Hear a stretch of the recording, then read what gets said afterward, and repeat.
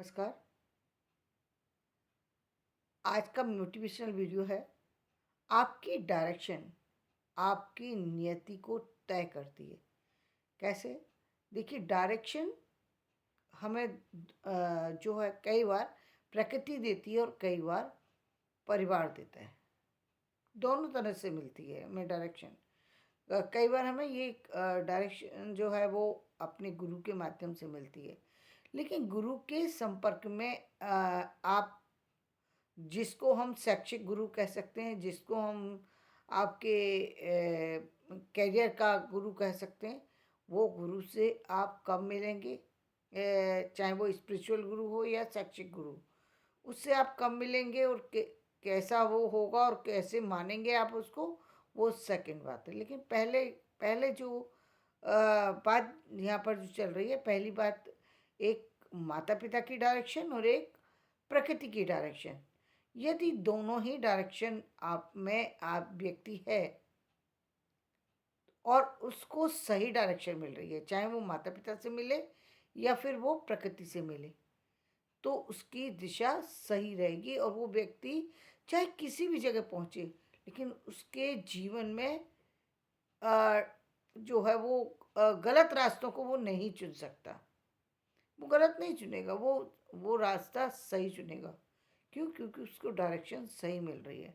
Direction का प्रभाव व्यक्ति पर कैसे आंका जा सकता है कि व्यक्ति चाहे किसी भी स्थिति में रहे, लेकिन व्यक्ति की जो सोच है उसमें परिवर्तन नहीं होगा। उसके उसके जो मूल जो स्वभाव है, वो मूल स्वभाव जो है वो नहीं बदलेगा।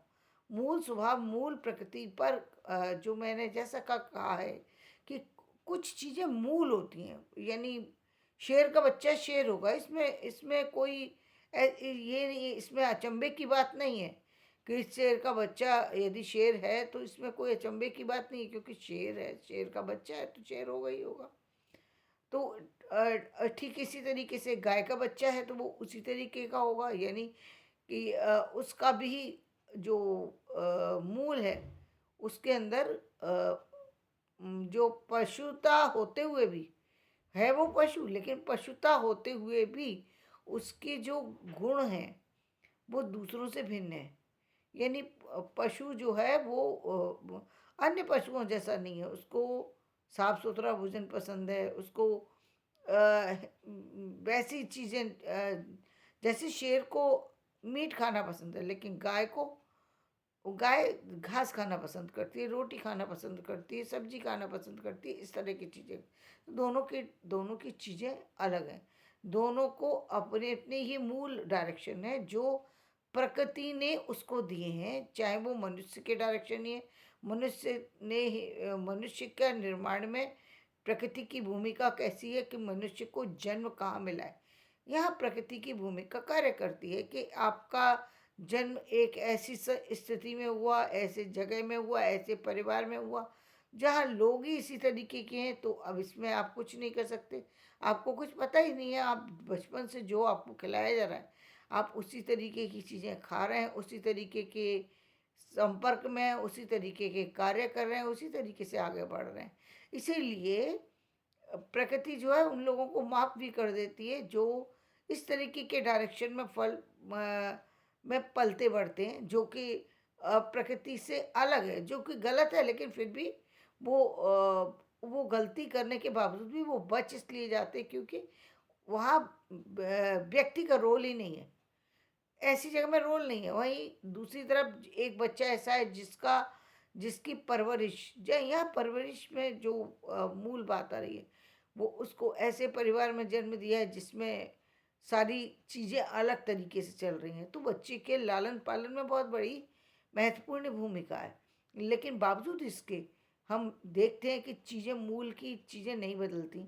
जैसे हम कुंती पुत्र कर्ण को लें हैं और पांडव को लें, ये कुंती पुत्र है वो कर्ण भी, लेकिन हम पांडव में 5 पांडव को गिनते हैं। तो जब हम पांचों पांडव की हम बात करते हैं, तो पांचों पांडव के मूल में जो है कुंती ने जो डाला है न्याय, और न्याय इसके लिए उसने उनसे कहा कि मतलब तुम न्याय पर चलो। वो उसका जो पांडव जो हैं वो न्याय पर चलना पसंद करते हैं, वो अन्याय की तरफ नहीं जाते, क्योंकि ये मूल है उनका कि स्वभाव मूल है कि वो अन्याय की तरफ बढ़ना ही नहीं चाहते, किसी तरीके का अन्याय करना ही नहीं चाहते। एक गलती करी कुंती ने कि उन्होंने एक द्रौपदी का जो विवाह है वो पांचों से कराया, ये गलती कुंती से हुई। दूसरी गलती कौन सी करी कि कर्ण को उन्होंने छोड़ा, छोड़ा प्रकृति के सहारे छोड़ा।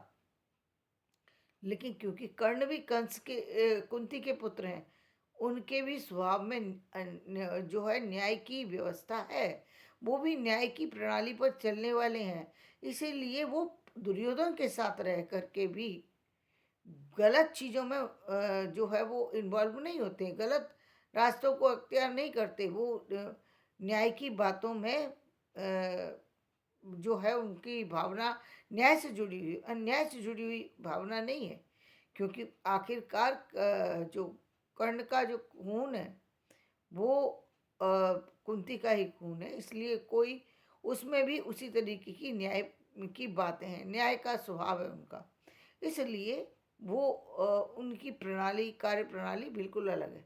वहीं हम जब, और ये चीज़ क्या है कि डायरेक्शन, अब यह डायरेक्शन क्या है कि उन्होंने कभी उनको गलत चीज़ों की तरफ प्रेरित नहीं किया, प्रेरित भी नहीं किया, और प्रेरित करती भी तो भी नहीं हो सकते, क्योंकि मूल स्वभाव उनका न्याय करने वाला है, मूल स्वभाव उनका अन्याय करने वाला नहीं है। वहीं कुंती के से ठीक विपरीत जब हम दुर्योधन की बात करते हैं तो गांधारी और जो हम धृतराष्ट्र की बात करते हैं तो वो दोनों ही जो है वो दोनों ही गलत रास्ते पर हैं। अब गलत बात रास्ते पे क्या है कि दोनों ही व्यवस्था से विपरीत बातें करते हैं। अब यदि धृतराष्ट्र अ, यदि यदि धृतराष्ट्र जो है वो अंधे हैं तो गांधारी जो है उनके साथ जो है वो अंधापन स्वीकार कर लेती हैं। यानी अंधापन स्वीकार करने का जो वो है, उन्होंने किया तो ये इसलिए था कि ये उनको, वो उनका साथ देने जा रही हैं तो मैं उनका साथ जो है इस तरह से निभाऊंगी, साथ निभाने के लिए।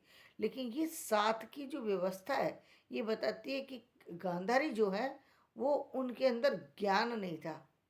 ये ज्ञान का प्रदर्शन नहीं है, ये अज्ञानता का प्रदर्शन है कि एक व्यक्ति जो है उसको आंख ईश्वर ने नहीं दी, या उसकी आंख किसी कारण से चली गई, तो आप उसका साथ देने के लिए खुद भी आंखों पर पट्टी बांध लें। ये अज्ञानता है, ये ज्ञान नहीं है, ये अज्ञानता है, घोर अज्ञानता है। भाई एक अज्ञानी व्यक्ति है और अज्ञानी के साथ दूसरा भी अपनी आंख पे पट्टी बांध के चलेगा तो क्या होगा, गिरेगा। और वही हुआ। तो पहला तो उनका वो, उनका अज्ञान यहाँ से प्रदर्शित होता है कि वो अज्ञानी थी, तो पहले उन्होंने आंखों पर पट्टी बांधी। दूसरी अज्ञानता क्या थी कि वो मोह में अंधी थी। ये वो तो पहली अज्ञानता तो ये थी। दूसरी अज्ञानता, दोनों ही पति पत्नी जो है वो मोह में इतने अधिक अंधे हैं कि उसके कारण से जीवन की सारी चीज़ों को नकार देते हैं, नकार रहे हैं, कोई चीज़ को वो मानने के लिए तैयार नहीं है। सारी व्यवस्थाएं अन्याय पर टिकी हुई हैं, लेकिन वो किसी भी व्यवस्था में अपने आप को आगे नहीं लाते हैं, अपने आप उन गलत व्यवस्थाओं का साथ दे रहे हैं, उसको रोकने की कोशिश नहीं कर रहे हैं। ये अन्याय है, ये अन्याय है ना। आप रोकने की, गलत हो रहा है, कोई व्यक्ति गलत डायरेक्शन में जा रहा है, आपके पुत्र, ईश्वर ने आपको इतने पुत्र से नवाजा और आप इतने पुत्रों को पाकर के भी उन पुत्रों को सही डायरेक्शन देने की बजाय उनको हर गलत चीज में बढ़ावा दे रहे हैं। यानी एक तरफ आपका जो राजवंश है वो फलना फूलना चाहिए, जब इतनी सारी चीज़ें आपके पास हो, चीज़ें बढ़ना चाहिए, लेकिन बढ़ेंगी तो तब ना जब व्यक्ति सही डायरेक्शन में होगा। डायरेक्शन पहले माता पिता का सही डायरेक्शन नहीं है, परिवार के अन्य अभिभावकों का डायरेक्शन सही नहीं है। मामा है तो वो शकुनी जैसा मामा जो हर समय गलत की तरफ ही प्रेरित कर रहा है, सही की तरफ प्रेरित कर ही नहीं रहा। वो सिर्फ अपने ही स्वार्थ में जो है भांजे को गलत तरीके से कर रहा है। और एक तरफ जो वो है पांडव है, पांडव से भी गलती हुई कि गलती सब बहुत बड़ी गलती है कि उन्होंने दाव में किसको लगा दिया। यहाँ उनसे बहुत बड़ा गलती हुई थी जहाँ उन्होंने अपनी पत्नी को ही दाव में लगा दिया। पहली गलती तो ये कि 5 पांडव ने विवाह किया, पहली गलती। मूल यहाँ यहाँ एक तो गलती हुई कि द्रौपदी के साथ उन वो जो विवाह करने की बात ही गलत है। और गलत बात इसलिए भी है कि आपने करने के बाद फिर सबने दूसरा विवाह किया, तो यहाँ भी गलत और ये भी गलत। और उसके बाद फिर आपने जो पत्नी को दाव पे लगा दिया। और पत्नी को दाव पे लगाने के बाद जब वो पत्नी की लाज एक व्यक्ति ले रहा है, और वो कौन है व्यक्ति? आपका भाई, छोटा भाई। लेकिन आपके अंदर आप कायर व्यक्ति की तरीके से उस सभा में बैठे हुए हैं, देख रहे हैं, और वो साड़ी खींच रहा है और आप देख रहे हैं। वो ही नहीं देख रहे, सारे लोग अन्यायी होकर के देख रहे हैं कि एक व्यक्ति की साड़ी खींच रही है। लेकिन पूरा पूरा मतलब राज दरबार, वो इतने लोगों के बीच में इतनी बड़ी क्रिया चल रही है, इतना बड़ा अन्याय किया जा रहा है, इतनी बड़ी परिस्थिति हो रही है। और तब उन्होंने किसको पुकारा? उन्होंने कृष्ण को पुकारा। किस कृष्ण को पुकारा? उस कृष्ण को नहीं जो मानव है, उन्होंने उन कृष्ण को पुकारा जो ईश्वर है। इसलिए ईश्वर ने न्याय किया। तो कृष्ण को जब पुकारा उन्होंने, तो कृष्ण ने आकर के उनको चीर को बढ़ाया। वो इंसान बढ़ाने वाला नहीं है कि जहाँ साड़ी बढ़ती चली जा रही है। यदि इंसान हो तो उसकी सीमाएं होती हैं, लेकिन वहाँ साड़ी जो बढ़ रही है, कृष्ण उनके साथ में खड़े हैं, तो वो ईश्वर खड़े हुए हैं। ईश्वर के रूप में उन्होंने पुकारा है, उनको किसी रिश्ते नाते से नहीं पुकारा। उन्होंने कृष्ण को ईश्वर के नाते, और जब ईश्वर की ताकत जब बीच में आ जाती है, तो फिर सारी सारी सारी सारी चीज़ें सब हिल करके खत्म हो जाती हैं, सब चीज़ें तहस नहस हो जाती हैं। क्यों? क्योंकि ये सारी जो चीज़ चल रही है, ये व्यवस्था जितनी है, तो उस समय चरमर आ जाती है जिस समय व्यक्ति अन्याय के लिए निकल जाता है। तो डायरेक्शन ही गलत हुआ ना। यदि डायरेक्शन सही होता तो ये सारे इतनी सारी चीज़ें नहीं होती। डायरेक्शन गलत था, पहला पहला ही सारी चीज़ों में डायरेक्शन गलत हुआ। तो जबकि यदि हम पांडवों की बात करें, तो पांडव न्याय प्रणाली में विश्वास रखते थे, फिर भी इतना बड़ा अन्याय होने दे रहे हैं, तो वहाँ तो गलत होना था। इसलिए ये सारा जो जो चीज़ें हो रही थी वो गलत हुई, क्योंकि थोड़ा एक बार भी डायरेक्शन गलत हुआ तो चीज़ें गलत हो जाती हैं। आपको आपको आपको इसीलिए कहते हैं कि आपको अपने सही डायरेक्शन की तरफ आप चलेंगे, तभी आप धर्म पर टिके रहेंगे। जैसे ही डायरेक्शन गलत किया, तो वैसे ही आप अधर्म पे चलने लगेंगे, और अधर्म में पतन ही होता है। धर्म में जीत होती है और धर्म में पतन होता है। तो ये तो न्याय की प्रणाली, इसको तो कोई बदल ही नहीं सकता ना। तो जीवन में दिशा, जब व्यक्ति भ्रमित हो गया तो निश्चित रूप से उसका पतन ही होना है। क्यों? क्योंकि उसने जो है अन्याय हुआ, वहाँ पर अन्याय हो रहा है। डायरेक्शन सही होने के बावजूद भी, एक तरफ डायरेक्शन सही है, दूसरी तरफ डायरेक्शन गलत है, लेकिन दोनों ने जो जहाँ पर द्रौपदी को लेकर के बात आती है, तो वहाँ पर दोनों ही अन्याय कर रहे हैं। न्याय कहीं भी नहीं हो रहा। न पूरा राज दरबार है, लेकिन एक भी व्यक्ति जो है बोल नहीं सकता, एक भी व्यक्ति रोक नहीं सकता। क्यों? क्योंकि सब अपने अपने को बचाने में लगे हुए हैं। जब कहते हैं ना, जब व्यक्ति दूसरों को बचाने में सामने आता है, तब उसकी भूमिका अलग होती है। इसीलिए भीष्म पितामह को सरसैया पर सोना पड़ा। क्यों? क्योंकि उन्होंने इतना बड़ा अन्याय होते हुए देखा, लेकिन पुत्र को रोका नहीं। रोका नहीं, गलत तरफ वो जा रहे थे तो उनको रोका नहीं, पुत्र को बढ़ावा दे रहे थे। दूसरी तरफ दुर्योधन जितनी भी चीजें थी, दुर्योधन के साथ में जितने लोग जुड़े हुए थे, जितनी न्यायिक व्यवस्था की हम बात करें, तो दुर्योधन को जीवन में कभी भी कोई सही सलाह मिली ही नहीं है। सही सलाह मिली ही नहीं। इसलिए वो मदांध था। ये मद में जो चूर था, उसका घमंड की कोई सीमा नहीं थी। शारीरिक रूप से वो सक्षम था, आर्थिक रूप से सक्षम था, जो शैक्षिक रूप से जो के शास्त्र संबंधी जितनी भी शैली है, यानी चाहे धनुष चलाना हो या तलवार चलाना हो, उसमें वो महारथी था। ऐसा नहीं था कि वो मूर्ख था ना। ये अलग बात है कि एक एक अर्जुन की तरीके से तीरंदाज नहीं था। ये नहीं, ये एक अलग बात है, ये एक खास बात हो गई कि वो विशेष बात हो। लेकिन ऐसा नहीं था कि वो अच्छा योद्धा नहीं था। अच्छा योद्धा था, अच्छी बाकी सारी चीजें सब थी। लेकिन मूल बात, जहां पर उसको जरूरत थी कि वो सही की तरफ चले, वहां वो सही की तरफ नहीं चल सकता था। क्यों? क्योंकि उसको अपने ऊपर बहुत घमंड था। घमंड के कारण से ही उसको ये कोई बहुत बड़ी बात नहीं थी।